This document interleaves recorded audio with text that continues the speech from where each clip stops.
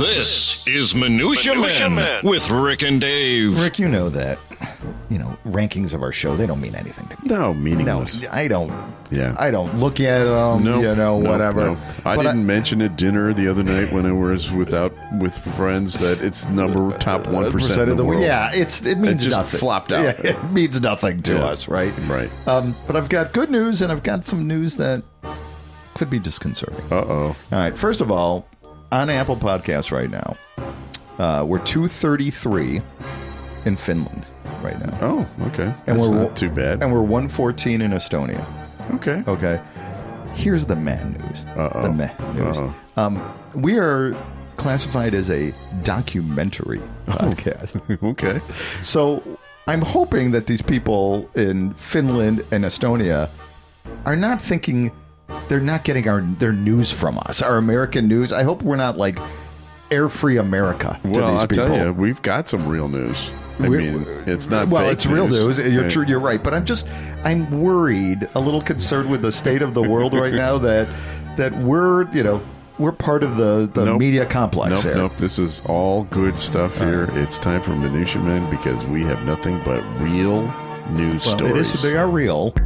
The following is a Tony Lasano podcast, an Opie production on the Radio Misfits Podcast Network. This is Minutia Men with Rick and Dave.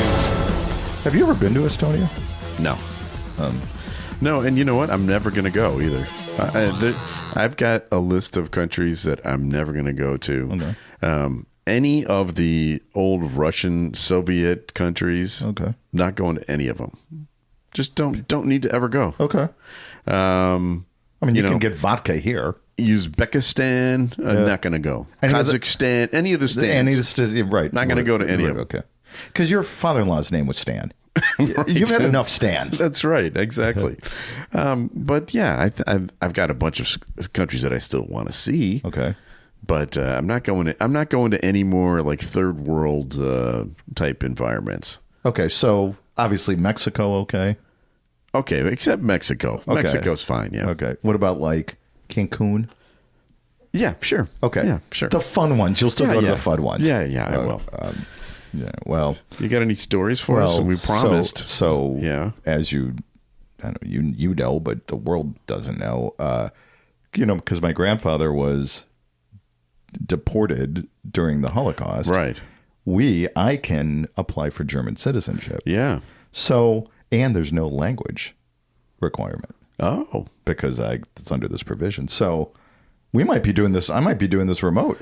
Well, I might be hanging out with you. Just, Well, you're going to have to be to. undocumented. But I could probably slip through there because I'd be a Kempfer. Yeah. Who's going to question a Kempfer? It means warrior. It does. Right. What is the country that you would move to? I'd move to Germany. Would it be Germany? Yeah. Yeah, I'm hearing some anti-Semitics, though. Well, Austria's worse. Okay. Austria's worse, and Switzerland's not so great either. Switzerland, to me, neutral during World War II. Yeah, that's not neutral. Yeah. If you're neutral during the I can't get past that. Yeah. How do you stay neutral during that? Right. Yeah, I'm not going to get involved. No. Right? Yeah. No, I got you. Hey, I guess we have a pretty Jenkins-centric podcast. Oh, that's right. I have a Jenkins story. You have a Jenkins story, too? Yeah, so cue up the jingle, please. When you're on the job and you're not doing it right. Jenkins! Time now for Dave to share stories of employee screw-ups. Jenkins! It could only be Jenkins! Jenkins with Rick and Dave. Jenkins! This story comes from the BBC. Okay. Bank robber pillowcase disguise had no eye holes. These bank robbers are not that smart. Oh, wait, yeah. Didn't they see a Batman rerun? How you're supposed to do? Come on, you wear a shirt that says "crook" on it, and they have to have the black and white stripes. Yes, right. And if you've got dynamite, you have to say TNT on the bomb, so you know what it is. Those are the rules. Matthew Davis failed to create eye holes in his mask ahead of an armed raid at a bank in Dunfermline, Fife. That's actually Scotland. Okay, is it? F-I-F-E, would it be Fife? Scotland has been ruined by the Scots. In September of 2020. So why are we talking about this now? Well, he just had his parole hearing. Okay. And they said no. Okay. Oh, okay. I don't think there's anything this man is going to be able to do because of just the stupidity. The 47-year-old who threatened staff with a meat cleaver left the branch with nearly 2,000 pounds. Huh. But he was sadly later arrested. Davies of Dunfermline pleaded guilty to the charge of assault and robbery. And again, like I said, it was the parole hearing. So there we go now. During the parole hearing, we heard exactly what happened. Okay. Davies entered the Bank of Scotland, the Bank of Scotland branch, and pulled the meat cleaver from the pillowcase. Okay. Before putting the betting item on to cover his face. Right. Okay. The way this is written, it sounds like he went into the bank without the mask because obviously he needed something to hold the cleaver in. Yeah. So he takes out the cleaver and then he puts the mask on. Again, right. Not a great supply chain management. Or, it's just not a great strategy here. Yeah. But so he didn't have the eye holes in the pillowcase. So he then had to take it off to talk. I guess he didn't have a mouth hole either. He had no holes, right? Well, I initially judged him harshly on this, but if you think about it, if you have too many holes, the cleaver will fall right out. Good point, right? And then if you cut holes in the pillowcase, your wife is going to be pissed. Yeah. Right. What the hell did you do here? Right, exactly. So basically, he was robbing a bank after he put the mask like Stevie Wonder would rob a bank. Right. Hey, baby, why don't you put the money? But this is my Stevie Wonder impersonation. Okay. Hey, baby, why don't you be lovely and put all that money in there? It's kind of a visual. Okay, because you're seeing me with the head bobbing thing. Yeah. After threatening the staff, Davies was again given an extra $300. Anyways, the dude got caught. Okay, the dude got caught, and he's not going to get paroled. Lord Trumbull, who heard the case, denied parole. Isn't it cool that in the UK they call their judges lords? Yeah. Right. And I think in January, perhaps that's what we're going to start doing. Can you imagine Lord Clarence Thomas? Oh, boy. So did you ever go as a ghost for Halloween?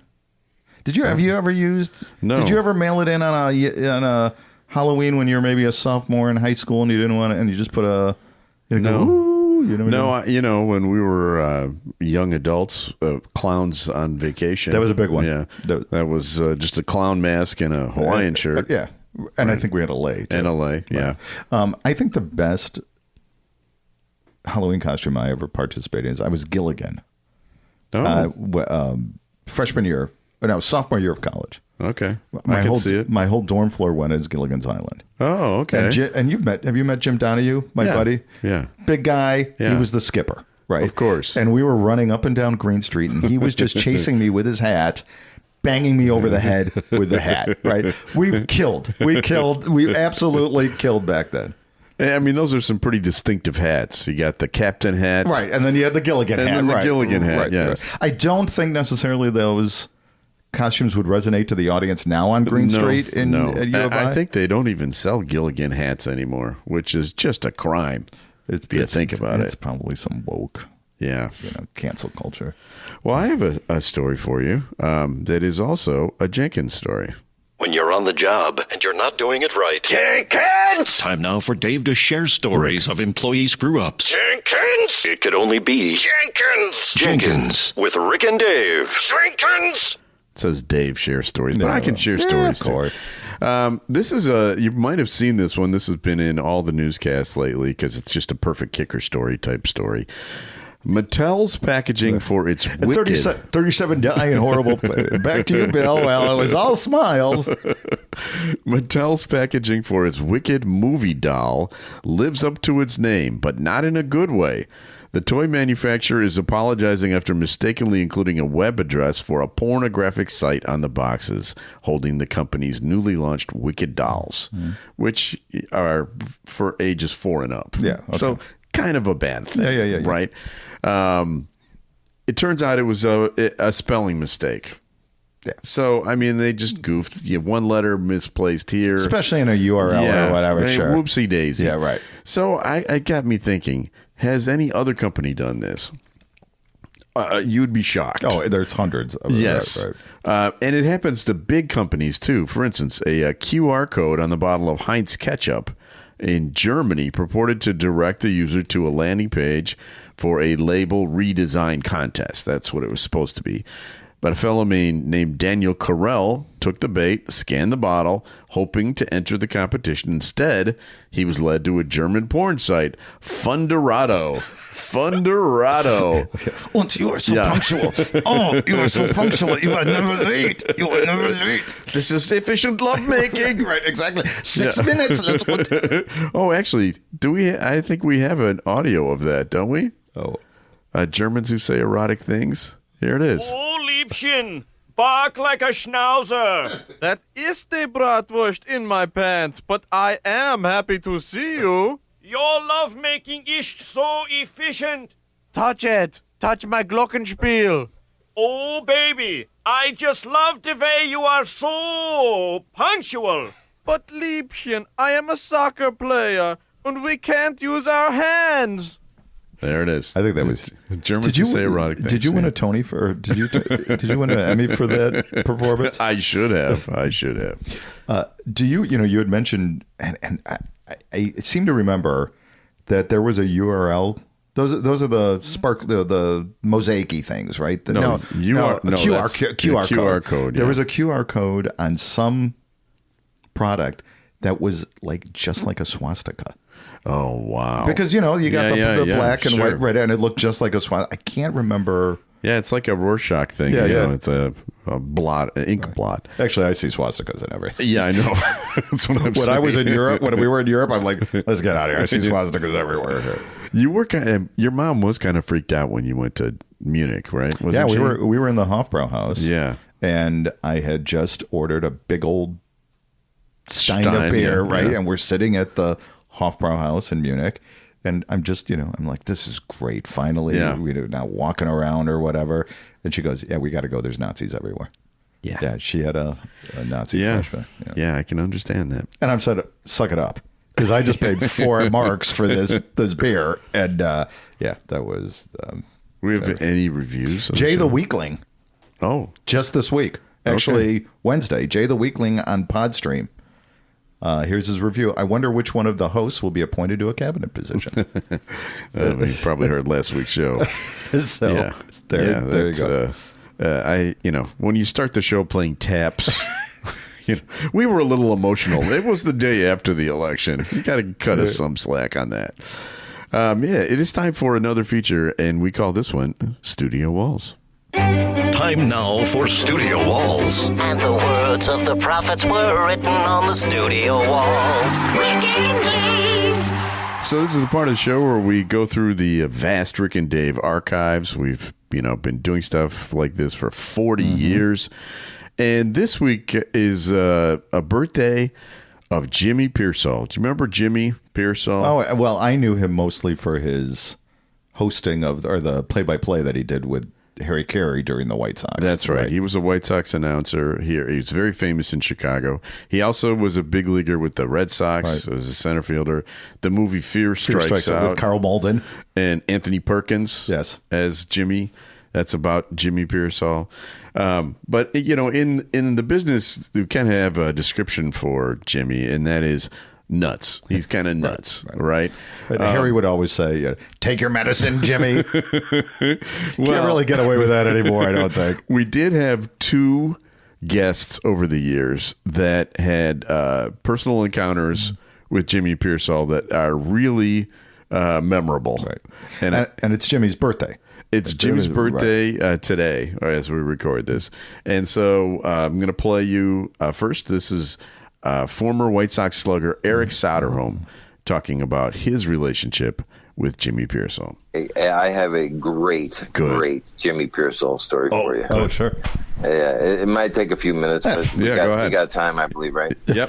Lay it on us. So we got a 0-0 ball game, and I'm leadoff hitter in the bottom of the 9th, and I get a base hit, so I'm on first base. And unbeknownst to me, obviously, because I couldn't hear what he was saying on the air, Piersall starts screaming out over the mic, I can't believe Bob Lemon's not pinch running for Soderholm. It takes 3 base hits to score him from first base. So, obviously, my phone is lit up like a Christmas tree when I get home, and you can't believe what Piersall said. I can't believe it either. That's crazy. I mean, I know I've had knee surgery, but I'm not that swole. Right, sure. So, or obviously I wouldn't be there. But so I confront him at the batting cage the next day. All the reporters, you know, they get out there early batting practice and they get notes and, you know, and stuff from everybody. And so Piersall's out there. So I confront him. I said, Jimmy, I heard from several people what you said last night about taking 3 base hits to score me from first. I said, you know, come on, man, I'm not that slow. He said, shit, I could beat you in a race. I said, what? You're a 50-year-old guy that's had a heart attack. How are you going to beat him? He says, how much you want to race for? I says, I'll race you right now for $100. He says, make it 1,000. Wow, that's a lot of dough back in 1977. My goodness, I'm telling you, the reporters were eating this up. They love this. You can see them all grab their pens and start writing stuff down, you know. I said, Jimmy, I'll be glad to race you for 1,000. Let's go down to the warning track and race right now. I don't have 1,000, but I'll bring it if I lose. He said, oh, no. He said, we're going to stopwatch our time around the bases, because where you got to make your turn on your bad left knee at the bases, that's where I'll make up the ground. I said, fine, Jimmy. I'll come early to the park. I'll bring my $1,000 and we'll time around the bases. Well, it ends up in the paper the next day. Soderholm to race Piersall for $1,000 over comment that he made over the air. And so I go to the park with $1,000 thinking that this race is going to happen. There's a note in my locker from Bill Beck. Come see me before you put your uniform on.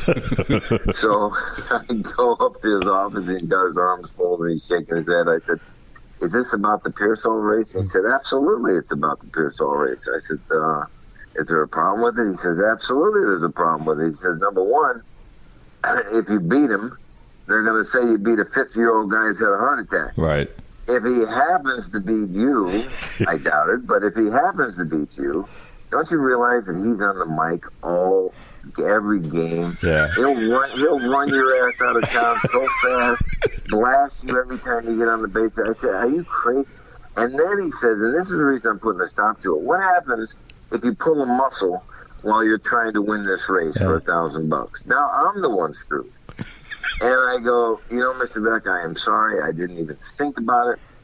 So I'll call the race off. So we call the race off, but there was this tension that was still between Piersall and myself, wondering who would have won. Who would win that race, right? And so I had no doubt it was going to be me, and he had no doubt it was going to be him. So it was kind of funny. Now, now you gotta fast forward about 3 or 4 years. I'm on the Yankees. And I'm in top physical shape, worked out all year. We got beat in the playoffs the year before, so I knew we had a great team. We were probably going to go to the World Series. So I worked out all winter, and I hit and feel I was in great physical shape, and I get a phone call 2 weeks before I leave for spring training in Fort Lauderdale. And there was a promoter of an event that said, hey, we're doing a fundraiser for crippled kids down at Chicago Stadium. Can you come on down and play in a little charity soccer game? We're trying to raise money for these kids. And I said, sure, I'll come down. Well, I got there a little bit late, and they had already formulated their teams, and they put me on a team. And on the opposing team, the goaltender was, guess who? Jimmy Piersall. Oh, that's awesome. Now here's the thought that crosses my mind. I think, oh, please, just kick me the ball right in front of the goal. Oh, yeah. I'm going to drill this bastard so hard. Yeah. And I'm going to try to kick him right in you know where. Yeah. And I was going to get revenge on the rascal, you know, from that stuff from years ago. Sure. Sure enough, like the universe responded, boom, here's the ball right in front of it. I'm not even 10, 12 feet away from him, maybe 5 yards away from him or something, and the ball's coming, and I'm going to drill him. Cocked and loaded, right? I look up as the ball's coming in front of me, and I see his eyes are like as big as saucers, and his hands are up by his face, you know. And I took my eye off the ball as I went to kick it, and I hit the top half of the ball, and my leg spun out, and I tore.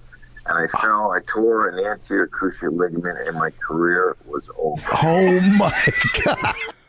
That You know how you don't like the embarrassing deaths? Yeah. That is an embarrassing career-ending injury. Now, I've got another one here that I'm going to play. This one is much shorter, but it just shows you exactly the kind of person that... Consistent messaging. Right? Yes. Yeah. This is sportscaster Rich King, who was on our show, and he told us about his run-ins with Jimmy Piersall. Literally. We'd hang around. He jogged with me, and I'll tell you one quick story, though. Athletes are very competitive, as you well know. Yes. And we were jogging along in Central Park in New York one day, and he said, "Man, my knee's killing me. You know, I got to take a look at this." And so that night I happened to casually, somebody asked me, Ken Kravick, one of the pitchers, asked me, "What'd you guys do today?" I said, "Well, I jogged with Jimmy, and he had a bad knee, and he's slowing down a little bit." So somehow it got back to Piersall that I said he was wasn't able to run too much or something, and he took exception to it. So the next day we're jogging, and he says, "See that tree over there?" And I said, "What about the tree?" He says, "Well, I understand you were bad-mouthing me to the players." I said, "I wasn't bad-mouthing you. I just said you had a bad. I don't care. Nobody puts me down." He got angry with me, and he says that we're gonna race to that tree. It's about 100 yards away, and you'll see how slow I am. So he says, "On the count of three." And I was 33 years old, and I was pretty fast. I mean, I was a center fielder when I was younger, and I could still run. And Piersall was in his 50s. I said, "Well, I can probably beat this guy," And he beat me. He wiped me out. I mean, he beat me by 10, 15 yards. But which only proves that you never, as people, I put this in the book too. People think you look at the professional athletes on TV and you criticize them, and there's some, obviously I do too. But if you try to take your lot in action against a professional athlete, you got no chance. LaRussa beat me 21-2 in racquetball. Piersall wiped me out, at a run. And Ed Farmer, who I faced in American Legion, I never saw the pitch. It was so fast. That's Rich King. You know what, me and you? Yeah. I could totally kick your ass right now in a race. Yeah, you could, because I just got the boot off my broken leg this week. So yes, you could totally beat me. Kick your ass. Yeah. But yeah, can you imagine being so competitive? Well, no, I can't. You're just like, let's race. Anyway, that's Jimmy Piersall. He's no longer with us. I have a quick Jimmy Piersall story, too. I called him once when I was Stephen Gary's producer, because it was it was the 10th anniversary of Disco Demolition, and Jimmy Piersall was the announcer, right? And was very bitter critical about that. Right. Because the White Sox had to forfeit Game 2 of the doubleheader, right? Which and they were in a somewhat of a were they in a pennant race? No, they could have finished in 5th place, or fourth, whatever. So 10 years later, 500, I got his home number. I called him up. I said, Jimmy, this is Rick Kempfer. I'm calling with the Stephen Gary Show. I could beat you in a race, Rick. No, he said, "Wait, who are you calling with?" I said, Steve, you tell that fat fucking piece of shit I wouldn't come on his show. It was the last fucking show in the world. Click. Like, whoa, okay. Good morning, everybody. Anyway, that is our Studio Walls feature. Him and Harry were great. They on were. There. I mean, do you remember when Ralph Garr was in center field for the White Sox, and he would talk to himself. Right. Yeah. And Piersall would lean over. "Hey, what are you talking about there?" One crazy guy to another. Yeah. Hey, I got a story. Considering we're talking about crazy people. Yeah. I got a great headline here. Right. The Onion wins Alex Jones Infowars in bankruptcy auction. I love this. Did you see that? Yes. This is such a great story. And for those of you perhaps in Estonia or Finland who may not be aware of what The Onion is a satirical newspaper that comes out in the States. Right. Right. And that's just fake news. Fake news, but just trying to be funny. Right. Yeah. It's not fake news that we all listen to. Right, exactly. So The Onion, the satirical news company that has repeatedly spoofed Alex Jones over the years, has won the bankruptcy auction for the complete control over his media empire. This is so great. And most notably Infowars, which was the ridiculous far-right conspiracy. Yeah, and for those of you in Finland or Estonia, Infowars, Alex Jones was the main guy behind it, and he was a conspiracy theorist guy. He's including the Sandy Hook killing of the kids. This is like to me, the worst part. The worst thing I've ever heard anybody do. Right. He said it was faked. Right. And these poor parents who had already lost their kids, had then to have people calling up and emailing them. Yeah, it's not true. You can't take my guns away. Yeah, right. Exactly. Yeah. All right. Anyway. And actually, a good chunk of the money, I don't really know how it's all structured, is going to the funds or to these parents. Yeah. Right. So Onion doing a wonderful thing.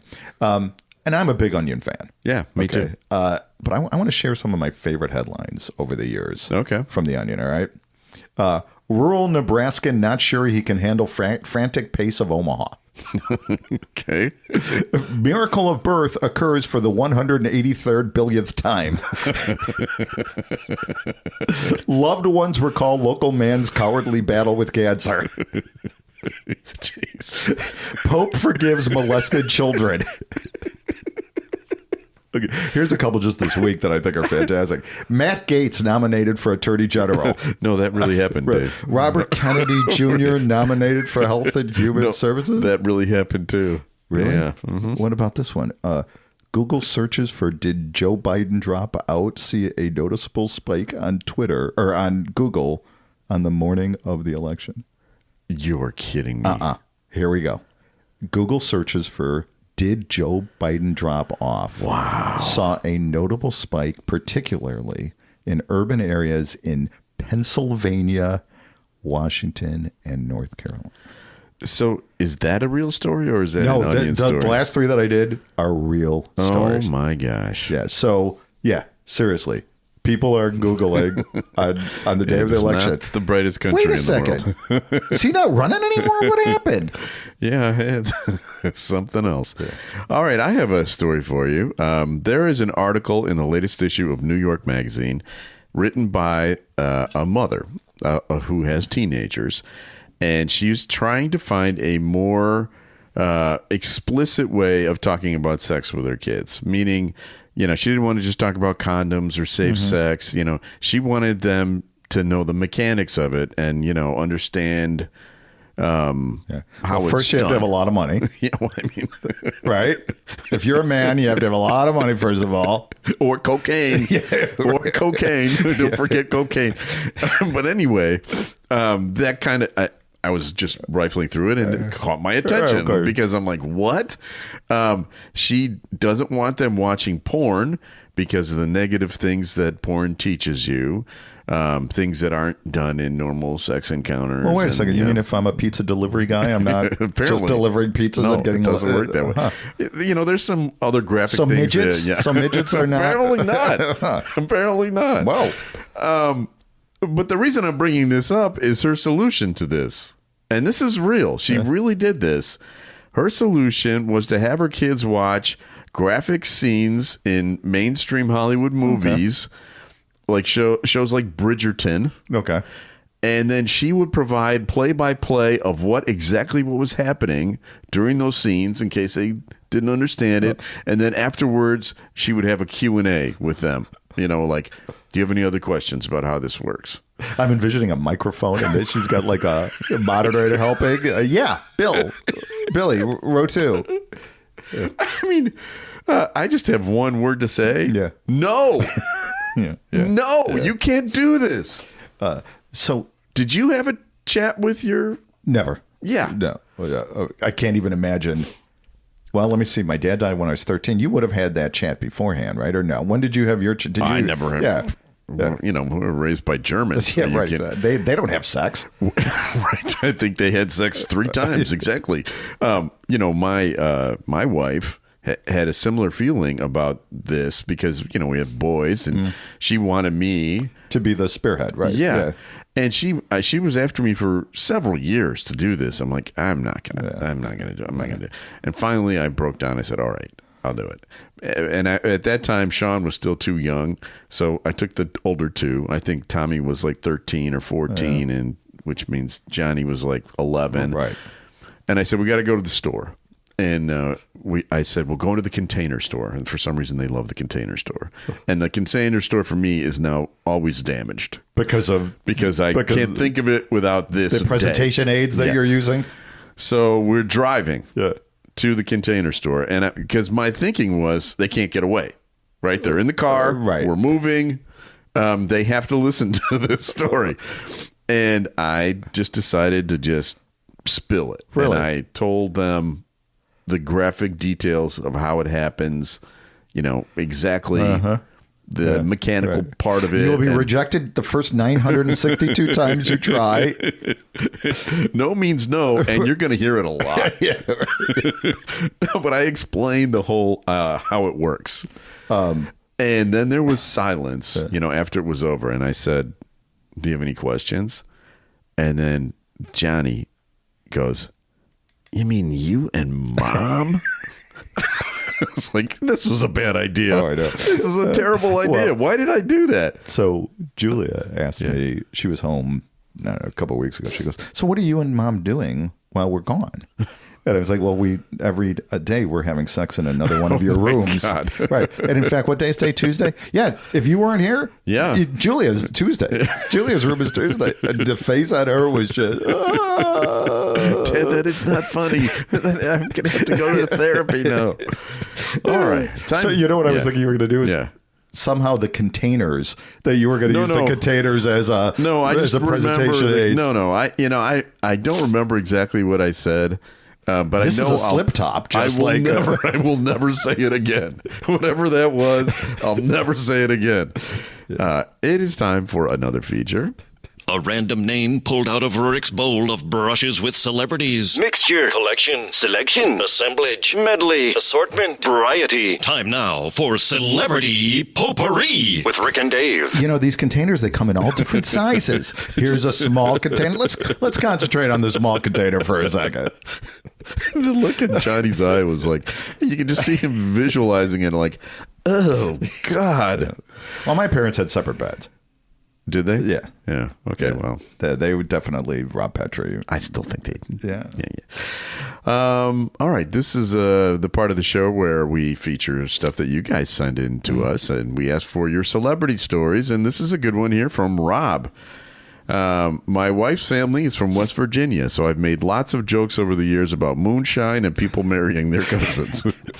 But last year we went there to visit her parents, and we ran into a real life celebrity. Sandy and I like to work out in the mornings, and there's a CrossFit gym in town. While we were working out, somebody was wearing a Bears jersey. I screamed out, "Go Bears!" Yeah. And the guy came over and chatted with me. His name is Travis Bajent. Oh. And he's an 18-time or something like that arm wrestling champion. Yeah. He owns the gym. His son Tyson is the backup quarterback for the Bears. Yeah. And that's why he was wearing the jersey. Sandy told him that I make jokes about West Virginia and moonshine and people marrying their cousins. He got a really mean look on his face, like he was going to hurt me. And then he smiled. Yeah, because he didn't really care. Right. But that is Travis Bajent. That counts. Yeah, of course. That counts. You hear when Bajent was the quarterback? Yeah. Which could be in a week when Caleb's head comes off, right? This guy was on the news all the time, right? And he's a trunk of a man, right? Yes. I mean, just these arms full of yeah. All right, well, we have people to thank. Well, we should also tease our interview on our celebrity interview. Okay, yes. Eric Litt. Eric Litt was our latest author. Great book. We just had a book signing a couple of days ago. Yep. Worth a second look. That's worth a first look for you going to the website. And he is on. I listened to the interview last night. It's actually very entertaining. Mm-hmm. Get some movie tips. Yeah, get absolutely. Some movie tips. Right. That's free of charge from us. He doesn't have a section on porn or no porn. As an aside, my wife, the Game of Thrones. She loved Game of Thrones. Did you guys? I never watched it. I never. Did Bridget ever watch it? This is the thing with Michelle. I hate violence. Violence on TV is terrible, whatever. And every time I saw her watching Game of Thrones, someone's head is getting lopped off, and there's whatever. And there was the sex scenes in that show. Yeah, they're pretty graphic. Pretty graphic. Yeah, I think this mother in New York could show them to her sons. The part of the article that I didn't read, which was really gross, is she talked to an expert to see if it was a good idea or not. And the expert said, "Do you really want to be sitting next to your son while he's got a boner?" Yeah. Like, yeah, my God. Yeah. All right. We have people to thank. We need to thank our executive producer, Tony Lasano. Yeah, with Opie Shows. So we need to thank Ed Silla. The Radio Misfits Podcast Network. Great talk radio isn't dead. It just moved to a better place, which is radiomisfits.com. And we'll be back again next week with a brand new episode of Minutia Men. The proceeding was a presentation of the Radio Misfits Podcast Network. Find our other great shows on iTunes, Stitcher Radio, and at radiomisfits.com. Thank you. This has been a presentation of Opie Productions. Tony, can you shut up?